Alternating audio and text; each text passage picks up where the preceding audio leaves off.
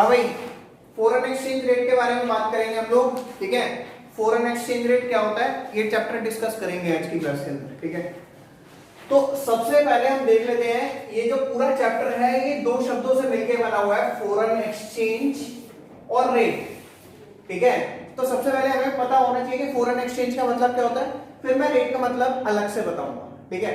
तो सबसे पहले मुझे पता होना चाहिए कि फॉरेन एक्सचेंज क्या होता है, उसके बाद फिर फॉरेन एक्सचेंज रेट में बताऊंगा क्या होता है। तो सबसे पहले यहां पर मैं बात कर रहा हूं फॉरेन एक्सचेंज की।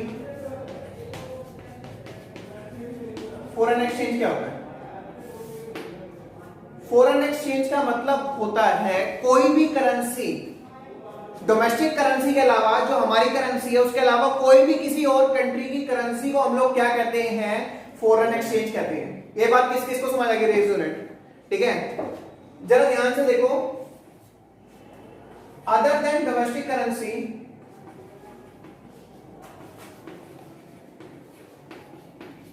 ऑल अदर फॉरेन करेंसी जो है, ऑल अदर फॉरेन करेंसीज लिख सकता हूं मैं यहां पर, और अदर फॉरेन करेंसीज, ठीक है, क्या कहलाती हैं? Called foreign exchange. क्या कहलाती हैं? Called foreign exchange. अपनी करेंसी को छोड़ के जो भी करेंसी है, ठीक है, किसी और कंट्री की, वो क्या कहलाती है? फॉरेन एक्सचेंज कहलाती है। इसमें क्या क्या चीजें आ सकती हैं? हो सकता है यूएस डॉलर हो, ठीक है, हो सकता है यूएस डॉलर हो, ठीक है, कुवैती दिनार हो, कुवैत की करेंसी है क्या? दिनार।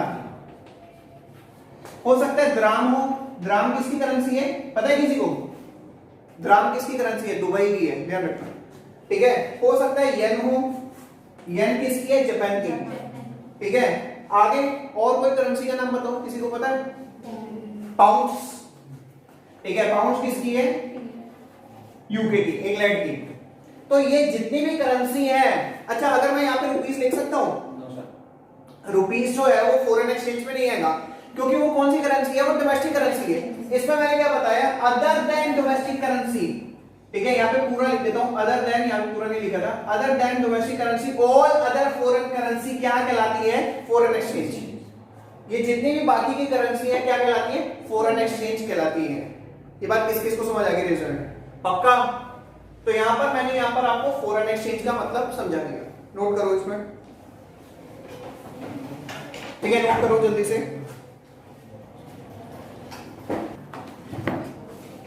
तो अब मैं बात करूंगा फॉरेन एक्सचेंज रेट की। ये फॉरेन एक्सचेंज रेट क्या है? ये वो रेट है जिस रेट पर एक करेंसी को, हमारी डोमेस्टिक करेंसी को दूसरी करेंसी के अंदर, यानी कि फॉरेन करेंसी के अंदर चेंज किया जाता है, कन्वर्ट किया जाता है, उस रेट को हम क्या कहेंगे? Foreign exchange rate. तो रेट एट विच, ये वो रेट है, rate at which domestic currency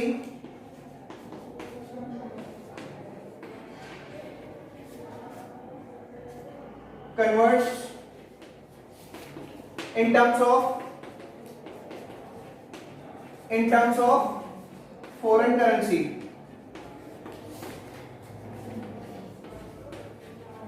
उस रेट को हम लोग क्या कहेंगे? Foreign exchange rate. ये वो रेट है जिस रेट पर हमारी डोमेस्टिक करेंसी को कन्वर्ट किया जाएगा किसी फॉरेन करेंसी में। हो सकता है ये फॉरेन करेंसी यूएस डॉलर हो सकता है ये क्या हो सकता है पाउंड हो सकता है ग्राम्स हो। बात समझ आ गई? तो जिस रेट पर हम एक यूनिट को कन्वर्ट करेंगे किसके अंदर? फॉरेन करेंसी के अंदर, तो उस रेट को हम लोग क्या कहेंगे? Foreign exchange rate. ये बात किस किस को समझ आ गई? फॉर एग्जांपल के तौर पे यहां पर एक एग्जांपल ले लेते हैं, जैसे कि एक डॉलर मान लीजिए कितने का? 70 का, ठीक है। अब $1 खरीदने के लिए, सुनो, $1 खरीदने के लिए मुझे कितने रुपए देने पड़ रहे हैं? 70 रुपए। तो एक यूनिट फॉरेन करेंसी की खरीदने के लिए मुझे जितने भी रुपीस पे करने पड़ते हैं वो क्या कहलाता है? Foreign exchange rate. To purchase a unit of foreign currency, ठीक है, जितने भी पैसों की जरूरत पड़ेगी, ठीक है, वो जो देने पड़ रहे हैं वो क्या कहलाएगा? Foreign exchange rate. क्या कहलाएगा वो? Foreign exchange rate. किस किस को बात समझ आ गई? ठीक है। तो ये भी समझ आ गया भैया जितने पैसे भी देने पड़े उस एक यूनिट को खरीदने के लिए फॉरेन करेंसी की, ठीक है। यहाँ पर कितने रुपए देने पड़ रहे हैं? 70 रुपए देने पड़ रहे हैं। तो ये 70 रुपए क्या है? फॉरेन एक्सचेंज रेट है। क्या ये? Foreign exchange rate. मान लेते हैं अगर मैं पाउंड की बात करूं तो एक पाउंड कितने का है? लगभग 90 रुपए के आसपास का। तो ये जो 90 रुपए है ये क्या है? Foreign exchange rate. अब एक पाउंड के बदले में मुझे कितने रुपए देने पड़ रहे हैं? 90 रुपए, ठीक है। तो ये किसके अंदर आ जाएगा? फॉरेन एक्सचेंज रेट में। किस किस को बात समझ आ गई? फॉरेन एक्सचेंज क्या था? अदर करेंसी, डोमेस्टिक करेंसी के अलावा जो भी करेंसी है, ठीक है, वो किसके अंदर आ जाएगी? फॉरेन एक्सचेंज में, ठीक है। और क्या है फॉरेन एक्सचेंज रेट? वो रेट जिस रेट पर एक करेंसी को कन्वर्ट किया जाता है किसके अंदर? फॉरेन करेंसी के अंदर, उस रेट को क्या कहते हैं हम लोग? Foreign exchange rate. किस किस को बात समझ आ गई? पक्का कॉपी करो।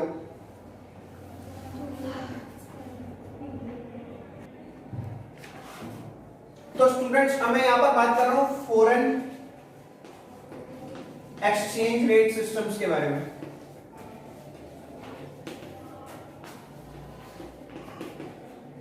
ठीक है, इसके टाइप्स के बारे में बात कर रहा हूं। ये 3 टाइप्स के होते हैं, जरा ध्यान से देखना। सबसे पहला जो है उसका नाम है यहां पर फिक्स्ड एक्सचेंज रेट सिस्टम। क्या है इसका? फिक्स्ड एक्सचेंज रेट सिस्टम, ठीक है, फिक्स्ड एक्सचेंज रेट सिस्टम।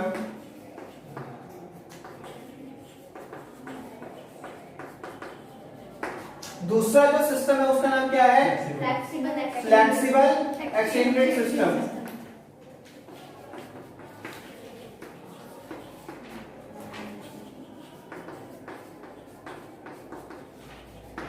तीसरा जो है वो क्या है?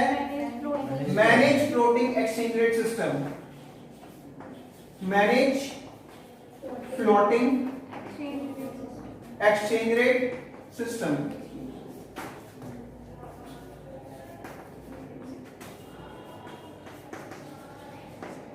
ठीक है। इसको फ्लोटिंग एक्सचेंज रेट सिस्टम भी कहते हैं, ध्यान रखना। इसका नाम है फ्लोटिंग एक्सचेंज रेट सिस्टम।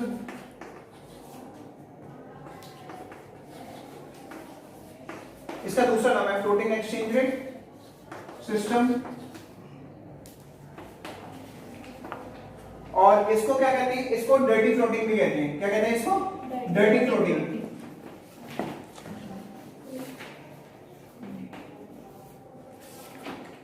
ठीक है, अब मैं पढ़ा रहा हूं यहां पर fixed exchange rate system detail से, ठीक है। तो ये 3 टाइप के सिस्टम हम पढ़ेंगे किसके अंदर? फॉरेन एक्सचेंज रेट सिस्टम के अंदर। ये टाइप्स हैं। पहला कौन सा है? Fixed exchange rate. दूसरा कौन सा? फ्लेक्सिबल, जिसको हम क्या कहते हैं? Floating exchange rate system. तीसरा कौन सा है? Manage floating exchange rate system. इसको हम क्या कहते हैं? Dirty floating. कोई दिक्कत तो नहीं है इसके अंदर, ठीक है। अब मैं ये डिटेल से पढ़ा रहा हूं। सबसे पहले मैं बात करूंगा फिक्स्ड एक्सचेंज रेट सिस्टम की, ठीक है।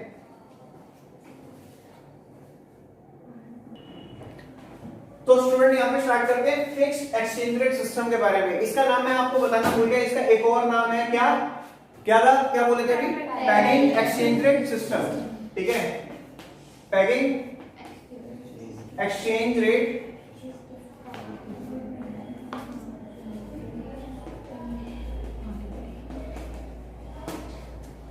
तो ये जो है फिक्स्ड एक्सचेंज रेट सिस्टम, यहां पर जो एक्सचेंज रेट है वो कौन डिटरमाइन करता है? पता है तुम्हारे को?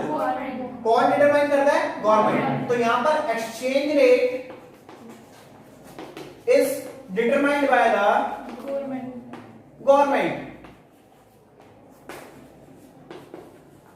भैया गवर्नमेंट ही यहां पर कंट्रोल करती है और एक्सचेंज रेट कौन डिटरमाइन करता है? गवर्नमेंट। अब गवर्नमेंट का मेन ऑब्जेक्टिव क्या होता है पता है किसी को? गवर्नमेंट का मेन ऑब्जेक्टिव होता है स्टेबलाइज करना, इंश्योर करना कि स्टेबिलिटी है। 2 चीजों के अंदर मैं बताऊंगा किसके अंदर। तो गवर्नमेंट का ऑब्जेक्टिव क्या है? To ensure the stability, to ensure the stability कि फॉरेन एक्सचेंज रेट के अंदर क्या बनी रहे? स्टेबिलिटी बनी रहे, बहुत ज्यादा फ्लक्चुएशन ना हो, स्टेबल रहे, ठीक है। ये स्टेबिलिटी क्यों बनी रहे जरा ध्यान से देखना। To ensure the stability in foreign exchange. Stability किन 2 चीजों में होनी चाहिए जरा ध्यान से देखना। एक तो किस केस के अंदर? एक तो फॉरेन ट्रेड के अंदर स्टेबिलिटी बनी रहे। अब ये फॉरेन ट्रेड का मतलब क्या है तुम्हें पता होना चाहिए। फॉरेन ट्रेड का मतलब क्या होता है? Export import. एक्सपोर्ट इंपोर्ट, अगर बहुत ज्यादा फ्लक्चुएशन होगी, जरा ध्यान से सुनो, अगर बहुत ज्यादा, कॉपी मत कर भाई, रुक जा, हर चीज कॉपी कर लो है ना, जल्दी से ध्यान से देखो, साथ साथ कॉपी मत करना, वीडियो में बता रहा हूं, साथ साथ कॉपी मत करना, पहले देखना फिर वीडियो को पॉज करना फिर कॉपी करना। जो साथ साथ कॉपी करता रहेगा वो कुछ समझ में नहीं आएगा, मैं पहले बता रहा हूं उसको। वीडियो देखने का सही तरीका है, जैसे टॉपिक खत्म होता है, जैसी बात खत्म होती है, आप वीडियो पॉज करो, कॉपी करो, उसके बाद वीडियो प्ले कर लो। अगर आप साथ साथ वीडियो की कॉपी कर रहे हो तो पागल हो, ठीक है। तो अब इसके अंदर आ जा, अच्छा मैंने तेरा नाम नहीं लिया वीडियो में बच्चे नाम नहीं करने हमने तो यहाँ पर बात हो रही है, तो यहाँ पर फिक्स एक्सचेंज रेट सिस्टम कौन कंट्रोल कर रहा है, यहाँ पर एक्सचेंज रेट कौन डिटरमाइन कर रहा है, गवर्नमेंट कर रही है। कौन डिटरमाइन कर रहा है भैया, गवर्नमेंट। आवाज नहीं आई, गवर्नमेंट। बहुत बढ़िया। गवर्नमेंट का मेन ऑब्जेक्टिव क्या है, क्या इंश्योर करना, स्टेबिलिटी। किसके अंदर, फॉरेन एक्सचेंज के अंदर। अब फॉरेन एक्सचेंज के अंदर अगर फॉरेन एक्सचेंज रेट के अंदर अगर स्टेबिलिटी मेंटेन होगी, ठीक है, तो क्या स्टेबल रहेगा, फॉरेन ट्रेड भी स्टेबल रहेगा। अगर ज्यादा फ्लक्चुएशन आती है तो उसमें व्यापार नहीं होता भैया, ट्रेड नहीं होता। ट्रेड कब होता है, जब फॉरेन एक्सचेंज रेट क्या होगा, स्टेबल होगा। अगर बार बार मार्केट में फ्लक्चुएशन होती है तो उस केस के अंदर ट्रेड नहीं होता, व्यापार नहीं होता। जब तक स्टेबिलिटी नहीं आएगी, ठीक है, तब तक फॉरेन ट्रेड नहीं होगा। तो फॉरेन ट्रेड का मतलब क्या, इंपोर्ट एक्सपोर्ट, किस चीज का, गुड्स और सर्विसेज का। और दूसरी चीज कैपिटल मूवमेंट का।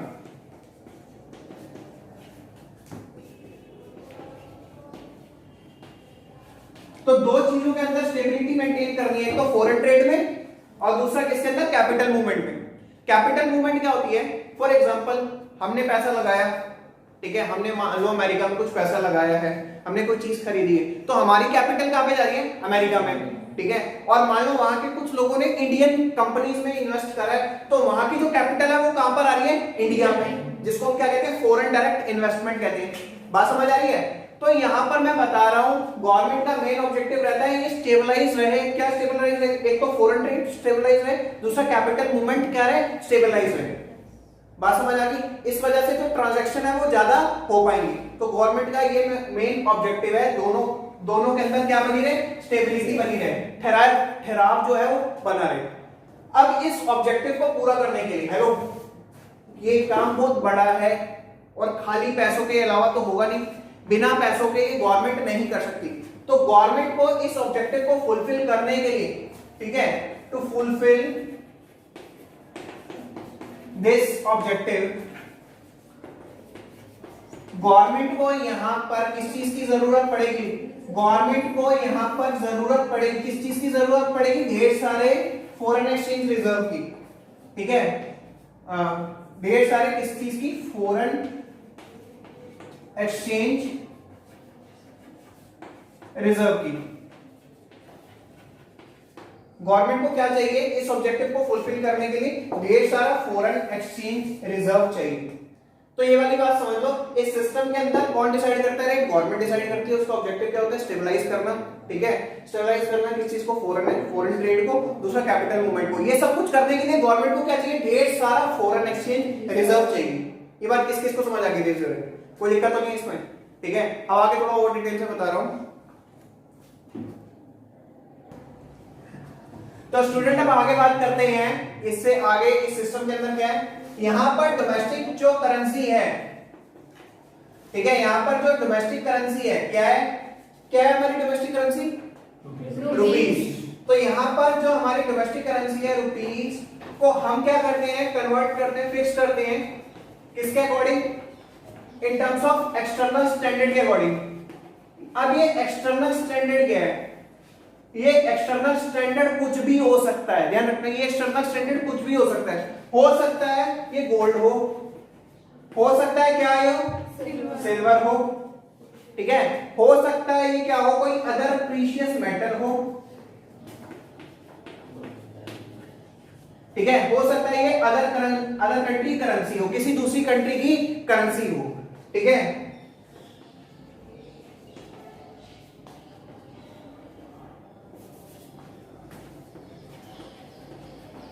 करेंसी हो, तो जब मैं डोमेस्टिक करेंसी को फिक्स करता हूं यहां पर कुछ एक्सटर्नल स्टैंडर्ड के अकॉर्डिंग, तो इसी को क्या कहते हैं, उसकी क्या करना, उसकी पैरिटी वैल्यू निकालना।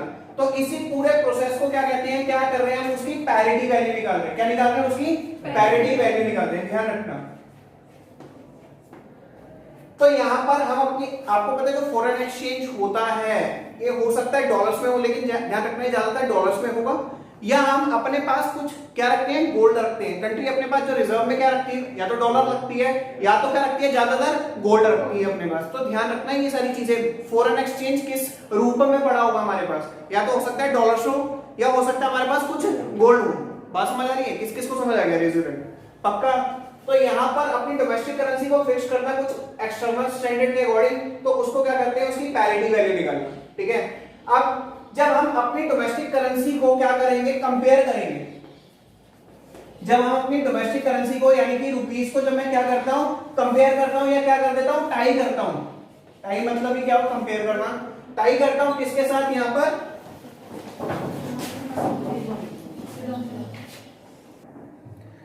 तो स्टूडेंट जब मैं डोमेस्टिक करेंसी को टाई करता हूं, ठीक है, किसके साथ, किसी फॉरेन करेंसी के साथ,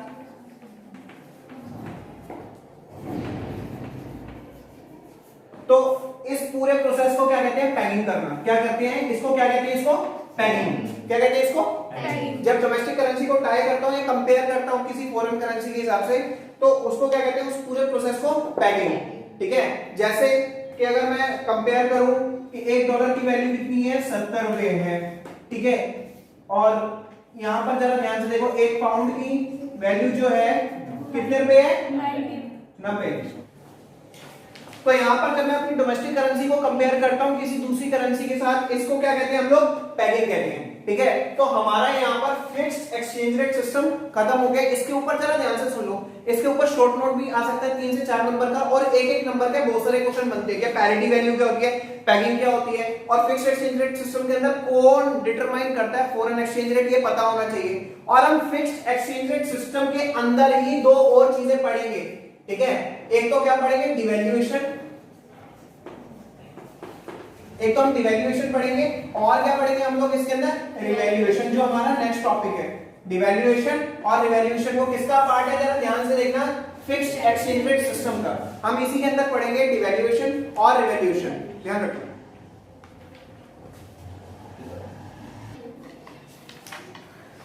तो स्टूडेंट अब बात करते हैं हम लोग डिवैल्यूएशन की। डिवैल्यूएशन ऑफ फॉरेन, क्या हो गया, वहां से नजर नहीं आ रहा था,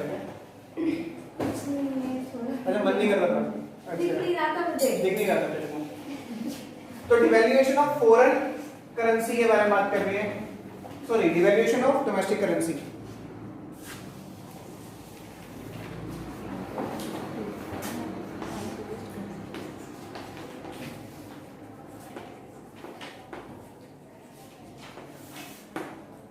जरा ध्यान से देखो, डोमेस्टिक करेंसी का डिवैल्यूएशन का मतलब क्या है, इसका मतलब जरा ध्यान से सुन लो, कोई कॉपी नहीं करेगा पहले, ईशा,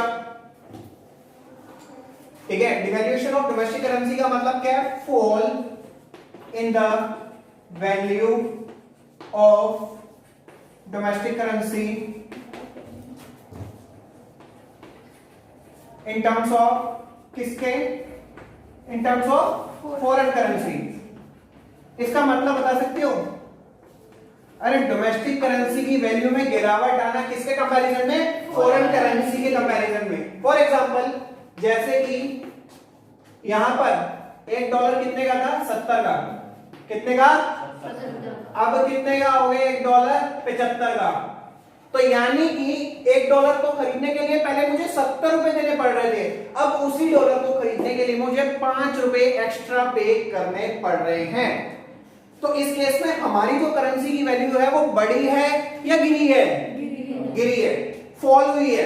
क्योंकि हमारे, अब कई समझते हैं महाअनुभव, वो कहते हैं भैया 70 से 75 हो रहा, बढ़ा तो वैल्यू बढ़ गई।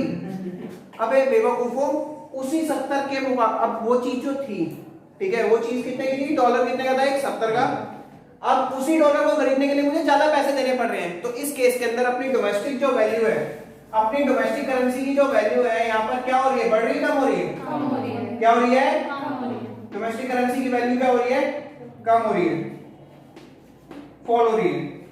और जो डॉलर है, ठीक है, जो डॉलर है उसकी वैल्यू क्या हो रही है, बढ़ रही है कम हो रही है, बढ़ रही है, क्या हो रही है, स्ट्रॉन्ग हो रही है, और हमारी जो है वो क्या हो रही है, वीक हो रही है।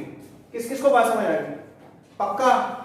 तो ये डिवैल्यूएशन है, मतलब उसी $1 को खरीदने के लिए मुझे 70 से कितने रुपए देने पड़ रहे हैं, 5 रुपए एक्स्ट्रा देने पड़ रहे हैं। अब ये डिवैल्यूएशन कौन करता है भैया, obviously fixed exchange rate system के अंदर तो डिवैल्यूएशन कौन कर रहा है, यहाँ पर डिवैल्यूएशन कौन कर रहा है, सरकार कर रही है, यानी कौन कर रहा है, गवर्नमेंट करती है डिवैल्यूएशन।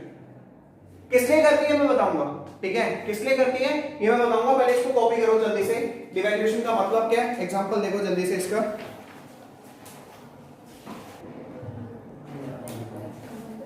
अरे हाँ भाई, बाद में बात कर लिए तू, ठीक है, पहले कैमरा देख के रिकॉर्डिंग चल रही क्यों बात कर लूं। अब आते हैं स्टूडेंट्स किसके ऊपर, यहाँ पर इम्पैक्ट, ठीक है, डिवैल्यूएशन का इम्पैक्ट क्या, असर क्या पड़ेगा किसके ऊपर, पहले मैं बात करूंगा इम्पैक्ट ऑन एक्सपोर्ट। एक्सपोर्ट का मतलब क्या होता है, जो हम गुड्स एंड सर्विसेज बाहर बेचते हैं उसको हम क्या कहते हैं, एक्सपोर्ट कहते हैं। तो एक्सपोर्ट पे क्या असर पड़ेगा, तो ये एग्जांपल के थ्रू मैं समझाने की कोशिश करूंगा आपको। यहां पर मान लेते हैं दो देश है, एक तो है अमेरिका, ठीक है, और दूसरा कौन सा है, हमारा भारत, इंडिया, ठीक है। तो इंडिया के अंदर जैसे ही डिवैल्यूएशन हुआ, जैसे इंडिया की करेंसी की जो वैल्यू है वो गिरी, वैसे ही इंडिया के जो गुड्स एंड सर्विसेज हैं वो महंगे होंगे या सस्ते होंगे, बताओ, दिमाग लगाओ। जब इंडिया की करेंसी की वैल्यू कम हो गई तो इंडिया के गुड्स एंड सर्विसेज क्या हो जाएंगे, सस्ते हो जाएंगे, क्या हो जाएंगे, सस्ते। तो इंडिया के गुड्स एंड सर्विसेज जो है, जरा ध्यान से देखना, इंडिया से खरीदना क्या हो जाएगा, सस्ता हो जाएगा। इंडिया के गुड्स एंड सर्विसेज क्या होने वाले, यहाँ पर सस्ते होने वाले, चीपर होने वाले, ठीक है, क्योंकि इंडिया की करेंसी की वैल्यू गिरी है तो इंडिया के जो गुड्स एंड सर्विसेज है वो क्या हो जाएंगे, सस्ते हो जाएंगे, क्या हो जाएंगे, आवाज नहीं आई, सस्ते, ठीक है। तो इंडिया के गुड्स एंड सर्विसेज क्या हो जाएंगे, सस्ते हो जाएंगे, ठीक है। अब जब भी गुड्स एंड सर्विसेज का प्राइस कम होता है इंटरनेशनल मार्केट में, तो इंडिया के गुड्स एंड सर्विसेज ज्यादा बिकेंगे, तो इंडिया ज्यादा गुड्स एंड सर्विसेज बेच पाएगा। ये बात किस किस को समझ आ गई, इंडिया ज्यादा गुड्स एंड सर्विसेज क्या कर पाएगा, बेच पाएगा। तो डिमांड जो है इंडिया के गुड्स एंड सर्विसेज की, तो डिमांड जो है गुड्स एंड सर्विसेज की इंडिया में वो क्या हो जाएगी, बढ़ेगी कम हो जाएगी, बढ़ जाएगी। जब डिमांड बढ़ेगी, जरा ध्यान से देखो, जब इंडिया के गुड्स एंड सर्विसेज की डिमांड बढ़ेगी तो उस केस में इंडिया का एक्सपोर्ट जो है वो बढ़ेगा कम हो जाएगा, बढ़ जाएगा, क्या हो जाएगा, बढ़ जाएगा। तो एक्सपोर्ट क्या हो जाएगा, बढ़ जाएगा। ये बात समझ आई। सबसे पहले जैसी कंट्री की करेंसी का डिवैल्यूएशन हुआ, इंडिया के अंदर करेंसी की डिवैल्यूएशन हुआ, तो डिवैल्यूएशन के बाद पहला इंपैक्ट पड़ेगा जो गुड्स एंड सर्विसेज है इंडिया के वो क्या हो जाएंगे, सस्ते, क्या हो जाएंगे, सस्ते। तो अमेरिका में बैठे हुए जो लोग हैं, ठीक है, उनकी जो परचेजिंग पावर है वो क्या हो जाएगी, बढ़ जाएगी, क्या हो जाएगी, बढ़ जाएगी, यानी कि खरीदने की जो क्षमता है अमेरिका के अंदर लोगों की वो क्या हो जाएगी, बढ़ जाएगी। किससे, इंडिया से, ठीक है। तो अमेरिका के अंदर जो परचेजिंग पावर है खरीदने की इंडिया से वो क्या हो जाएगी, बढ़ जाएगी, क्योंकि अमेरिका को इंडिया के गुड्स एंड सर्विसेज सस्ते लग रहे हैं तो उनकी परचेजिंग पावर बढ़ जाएगी। परचेजिंग पावर मतलब है खरीदने की क्षमता बढ़ जाएगी। तो वो लोग क्या करेंगे, डिमांड ज्यादा करेंगे, और ज्यादा लोग कहां से खरीदेंगे, डिमांड क्या हो जाएगी, इनकी बढ़ जाएगी, ठीक है। किससे खरीदेंगे वो लोग, इंडिया से, और इंडिया क्या करेगा, एक्सपोर्ट करेगा अपने गुड्स एंड सर्विसेज का, किसको, अमेरिका को। ये बात किस किस को समझ आ गई। तो ये जो डिवैल्यूएशन है, जरा ध्यान से देखो, एक और बात मैं बता रहा हूं आपको, क्लियर कर रहा हूं।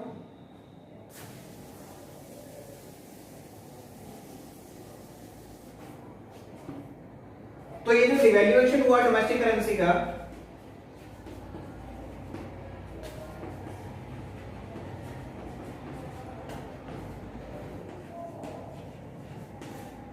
ये जो डिवैल्यूएशन हुआ डोमेस्टिक करेंसी का, ये एक्सपोर्ट को एनकरेज कर रहा है, डिस्करेज कर रहा है, एक्सपोर्ट बढ़ रहा है ना, तो ये क्या कर रहा है, एनकरेज कर रहा है किसको, एक्सपोर्ट को। तो ये क्या करता है, एनकरेज करता है किसको, एक्सपोर्ट को। तो इस केस के अंदर जो एक्सपोर्ट है वो क्या हो जाएगा, बढ़ जाएगा। किस किस को बात समझ आ गई, ठीक है। ये कॉपी करना आप, तो सीधी सीधी बात है, डिवैल्यूएशन जैसी होगा करेंसी की वैल्यू गिरेगी, डोमेस्टिक गुड्स एंड सर्विसेज जो है इंडिया के वो क्या हो जाएंगे, सस्ते हो जाएंगे, तो इंटरनेशनल मार्केट में डिमांड बढ़ जाएगी, तो इंडिया अपना माल ज्यादा बेच पाएगा, किसको, फॉरेन कंट्रीज को, हो सकता है वो अमेरिका हो। अब अमेरिका को इंडिया का माल सस्ता लग रहा है, इस वजह से उसकी जो खरीदने की क्षमता वो बढ़ेगी, और जैसे ही उसकी खरीदने की क्षमता वो डिमांड जो है वो बढ़ा देगा किसकी, इंडियन गुड्स एंड सर्विसेज की, तो इंडिया का जो एक्सपोर्ट है वो क्या हो रहा है, बढ़ रहा है। सभी को समझ आ गई, यस और no? Yes sir. Very good.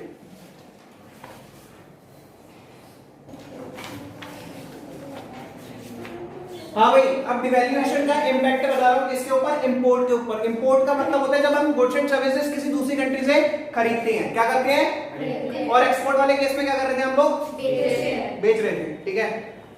तो यहाँ पर इंपोर्ट के बारे में बात करें, यहाँ पर भी मैं फिर एक एग्जांपल लूंगा इंडिया का और अमेरिका का, तुम्हारी मर्जी कोई भी कंट्री लिख सकते हो। जब मैं यहाँ पर इंडिया की बात करूंगा तो इंडिया की जो करेंसी की वैल्यू हुई है वो क्या हो गई, गिर गई है, ठीक है। इंडिया की जो डोमेस्टिक करेंसी की वैल्यू है वो क्या हो गई है, गिर गई है, यानी कि उसमें गिरावट आ गई है, यानी कि वो वीक हो गई है। तो इंडिया के लोगों की, ठीक है, मान लेते इंडिया में कोई बंदा है फैक्ट्री चला रहा है, नाम रख देते हैं इसका रिंकू, क्या रख दिया नाम इसका, तो रिंकू की परचेसिंग पावर बढ़ेगी कम हो जाएगी, अरे जब हमारी करेंसी की वैल्यू कम हुई है तो रिंकू की परचेसिंग पावर क्या होगी, बढ़ेगी कम हो जाएगी, कम हो जाएगी, क्या हो जाएगी, रिंकू की परचेसिंग पावर कम हो जाएगी, खरीदने की क्षमता क्या हो जाएगी, कम हो जाएगी, परचेसिंग पावर क्या हो जाएगी, यहाँ पर कम हो जाएगी, ठीक है। अब जरा ध्यान से देखो, खरीदने की क्षमता रिंकू की कम हुई तो रिंकू की फैक्ट्री चल रही है, रिंकू की फैक्ट्री है टी शर्ट्स की, मान लेते हैं रिंकू टी शर्ट्स बनाता है, तो रिंकू फैक्ट्री में टी शर्ट जो बनती है वहां से जो रॉ मटेरियल आता है, कहां से आता है, अमेरिका से, तो रिंकू अमेरिका से रॉ मटेरियल क्या करता है, इंपोर्ट करता है, क्या क्या करता है मैं बता देता हूं, जैसे कि रिंकू यहाँ पर इंपोर्ट करता है किस चीज का, दिख रहा है ऊपर, ठीक है, रिंकू रॉ मटेरियल मंगवाता है वहां से, रॉ मटेरियल में मैं मान लेता हूं क्या होगा, थ्रेड हो जाएगा, ठीक है, मशीन हो जाएगी, ठीक है, और क्या हो जाएगा, कॉटन हो जाएगी,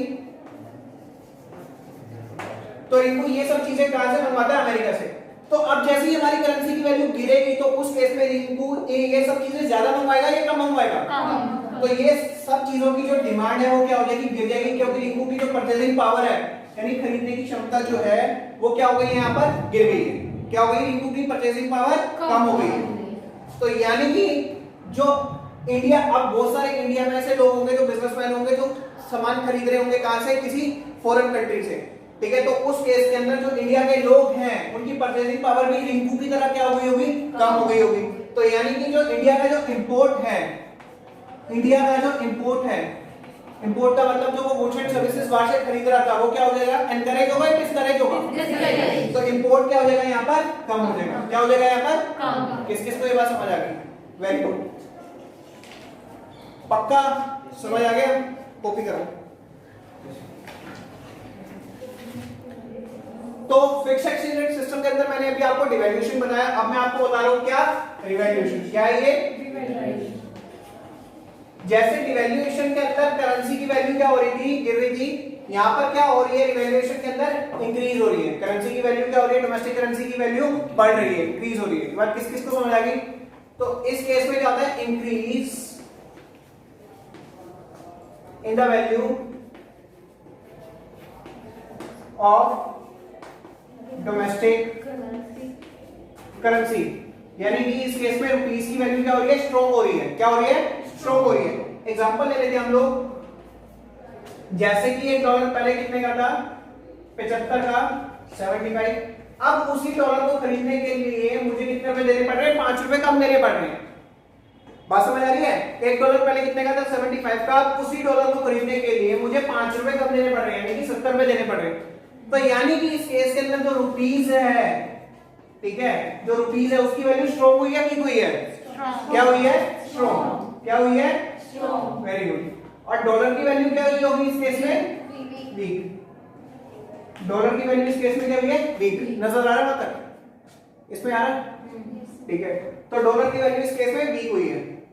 तो अब जरा ध्यान से देखो इस केस में, तो यानी कि less domestic currency required to purchase a unit of foreign currency, मतलब कम रुपीस चाहिए मुझे उस फॉरेन करेंसी को क्या करने में, खरीदने के लिए। ये बात किस किस को समझ आ गई? तो अब यहां पर आगे बात करते हैं इंपैक्ट क्या पड़ेगा उसका एक्सपोर्ट पे, ठीक है, और इंपोर्ट के ऊपर। तो रिवैल्यूएशन का क्या इंपैक्ट पड़ेगा एक्सपोर्ट पे और इंपोर्ट पे, ये बात करते हैं। अच्छा ये भी मैं बता देता हूं, जो रिवैल्यूएशन है वो फिक्स्ड एक्सचेंज रेट सिस्टम के अंदर हो रहा है। तो कौन कर रहा है यहाँ पर? गवर्नमेंट। कौन कर रहा है भैया? यहाँ पर गवर्नमेंट कर रही है। तो अब मैं बता रहा हूं इंपैक्ट ऑन एक्सपोर्ट। समझ आ गया? कोई ऐसा तो नहीं है जो चुपचाप बैठे हो मुंह रोक के नीचे? कोई नहीं होगा, कुछ नहीं होता, बाद में पूछ लूंगी। सभी को समझ आ गया? yes, तेरे को? हाँ भाई तेरे को? अब आगे बात करते हैं एक्सपोर्ट के ऊपर क्या इंपैक्ट पड़ेगा। तो यहां पर दोबारा से मैं एक एग्जांपल ले रहा हूं, उसके थ्रू समझाऊंगा। कौन सी दो कंट्री ले रहा था मैं? एक तो इंडिया और दूसरी कौन सी ले रहा था मैं? अमेरिका। तो अब जरा ध्यान से देखना, अब जो इंडिया के गुड्स एंड सर्विसेज हैं, अब जो इंडिया के गुड्स एंड सर्विसेज हैं वो महंगे हो जाएंगे सस्ते हो जाएंगे? बताओ। अपनी करेंसी की वैल्यू इस केस में क्या हो गई है? बढ़ गई है। डोमेस्टिक करेंसी की वैल्यू क्या हो गई? बढ़ गई। तो डोमेस्टिक जो गुड्स एंड सर्विसेज हैं उनके भी प्राइसेस बढ़ेंगे, कम हो जाएंगे? ठीक है, इनके भी जो प्राइसेस हैं वो क्या हो जाएंगे? बढ़ जाएंगे। ठीक है, तो अब इनके जो प्राइसेस हैं वो बढ़ेंगे। तो जब इनके प्राइसेस बढ़ेंगे वो चीपर नहीं होंगे, वो क्या हो जाएंगे? महंगे हो जाएंगे। ठीक है, वो क्या हो जाएंगे? महंगे हो जाएंगे। यानी कि प्राइसेस बढ़ गए, वो क्या हो गए? महंगे हो गए। तो यानी कि मैं डियरर लिख देता हूं, डियरर मतलब होता है महंगा। ठीक है, क्या हो गए? महंगे हो गए, महंगे हो गए। ठीक है, तो जब ये महंगे हो जाएंगे तो इनकी जो डिमांड है गुड्स एंड सर्विसेज की इंटरनेशनल मार्केट में वो बढ़ जाएगी या कम हो जाएगी? अब अमेरिका ज्यादा ले पाएगा या नहीं ले पाएगा? अब अमेरिका इंडिया से ज्यादा परचेज कर पाएगा या नहीं कर पाएगा? तो इंडिया, यहाँ पे इंडिया के जो गुड्स एंड सर्विसेज है इनकी डिमांड क्या हो गई भैया? गिर गई। क्या हो गई? गिर गई, यानी कि फॉल हो गई। डिमांड गिर गई यानी कि जो एक्सपोर्ट है वो बढ़ जाएगा, कम हो जाएगा? कम हो जाएगा। जो एक्सपोर्ट है वो क्या हो जाएगा? कम हो जाएगा। जैसे प्राइस बढ़ेंगे तो एक्सपोर्ट क्या हो जाएगा? एनकरेज होगा, डिस्करेज हो जाएगा? डिस्करेज हो जाएगा। अब जैसे प्राइस बढ़े तो अमेरिका की जो परचेजिंग पावर है यानी कि जो खरीदने की क्षमता है, ठीक है, अमेरिका की जो खरीदने की जो क्षमता है वो बढ़ेगी, कम हो जाएगी? तो अमेरिका की जो परचेजिंग पावर है,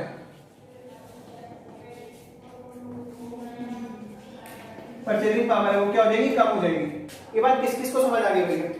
तो ये तो साफ साफ पता चल गया एक्सपोर्ट पे क्या असर पड़ेगा, किसका? रिवैल्यूएशन का। एक्सपोर्ट क्या हो जाएगा? कम हो जाएगा, क्योंकि इस केस में हमारी डोमेस्टिक करेंसी की वैल्यू क्या होगी? बढ़ गई। तो हमारे गुड्स एंड सर्विसेज भी क्या हो जाएंगे? महंगे हो जाएंगे। इस बार कोई भी फॉरेन कंट्री में जो लोग हैं वो क्या कर देंगे?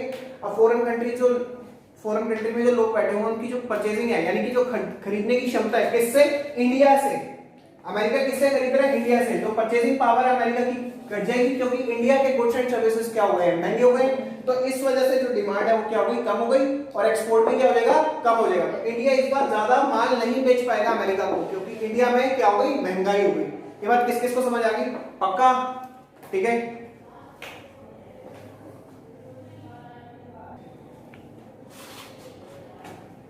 तो वही मैं एग्जांपल ले रहा हूं इंडिया और अमेरिका का। अब जैसे ही इंडिया की जो करेंसी है वो क्या होगी? इस केस में स्ट्रॉन्ग हुई है, वीक हुई है? इंडिया की करेंसी जब रिवैल्यूएशन हुआ तो उसकी वैल्यू स्ट्रॉन्ग हुई है, वीक हुई है? स्ट्रॉन्ग हो गई। ठीक है, तो इंडिया की करेंसी क्या होगी? इस केस में स्ट्रॉन्ग हो गई है। तो इंडिया के जो लोग हैं उनकी परचेजिंग पावर जो है वो बढ़ेगी या कम हो जाएगी? बढ़ेगी। तो यानी कि रिंकू, जो पहले मैंने एग्जांपल लिया था, रिंकू की जो परचेजिंग पावर है बढ़ेगी, कम हो जाएगी? बढ़ेगी। तो परचेजिंग पावर जो इंडिया की है वो क्या हो जाएगी? पहले के मुकाबले में बढ़ जाएगी। अब रिंकू इस केस में ज्यादा इंपोर्ट कर पाएगा अमेरिका से, वो ज्यादा थ्रेड, ज्यादा कॉटन और ज्यादा क्या? एक तो ज्यादा थ्रेड, ज्यादा कॉटन और ज्यादा कैपिटल गुड्स खरीद पाएगा। तो परचेजिंग पावर इस केस के अंदर क्या हो गई? रिंकू की बढ़ गई। तो वो ज्यादा क्या कर पा रहा है? खरीद पा रहा है, ज्यादा डिमांड कर पा रहा है क्या? Foreign goods. तो यहाँ पर जो परचेजिंग पावर है रिंकू की बढ़ जाएगी, ऐसी बहुत सारे इंडियंस की भी बढ़ जाएगी। तो इंपोर्ट क्या होगा? एनकरेज होगा, डिस्करेज होगा? एनकरेज। क्या होगा? एनकरेज। परचेजिंग पावर जैसी बढ़ेगी इंडिया की तो वो इंपोर्ट क्या करने लग जाएगा?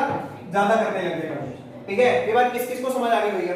तो इस बार अमेरिका से इंडिया ज्यादा खरीद पाएगा, बट इंडिया से अमेरिका ज्यादा नहीं खरीद पाएगा, अमेरिका से इंडिया ज्यादा खरीदेगा। क्या? Goods and services. किस किस को ये बात समझ आ गई? तो यहां पर हमारा fixed exchange rate system including devaluation और रिवैल्यूएशन पूरा कंप्लीट हो गया। अब नेक्स्ट टॉपिक पर आते हैं फ्लेक्सिबल एक्सचेंज रेट के ऊपर, ठीक है।